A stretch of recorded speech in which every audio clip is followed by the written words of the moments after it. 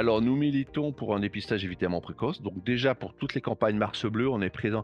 Notre association est une association virtuelle sur le net. Donc en fait, on est présent dans beaucoup d'endroits en France, hein, quel que soit le lieu de vie, on est présent. Donc dès qu'il y a des actions, on essaie d'y être pour tenir des stands et pour expliquer comment se passe le dépistage, que beaucoup de gens ne le savent pas encore avant d'avoir reçu la fameuse enveloppe bleue, et pour militer pour que ces gens-là le fassent. Parce qu'en tant que malade, on peut leur dire, si tu le fais pas et que tu as un cancer colorectal, franchement, c'est dommage. Je vous rappelle que 9 cas sur 10, si c'est pris à temps, il n'y a quasiment pas de traitement. Qui dit pas de traitement, dit pas d'effet secondaire.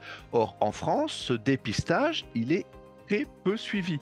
On est entre 30-35% des gens éligibles, donc qui reçoivent l'invitation à faire ce dépistage, qui le font réellement.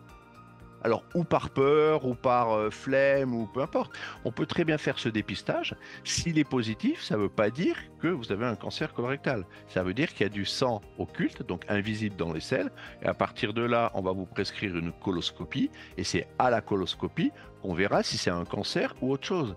Et en fait, le pourcentage de gens qui vont à la coloscopie, il n'y en a que 2% qui sont diagnostiqués avec un cancer. Donc franchement, autant le faire rapidement et sérieusement. En plus, quand on est à la coloscopie, s'il y a le moindre polype, un polype, c'est pas quelque chose de forcément cancéreux. S'il devient cancéreux, il va mettre entre 5 et 10 ans à devenir cancéreux. Mais pendant la coloscopie, si le praticien voit des polypes, il les enlève. Et comme un polype met 5 à 10 ans à repousser, entre guillemets, ça vous protège pendant un grand laps de temps. Donc, il faut vraiment pousser à aller faire ce dépistage.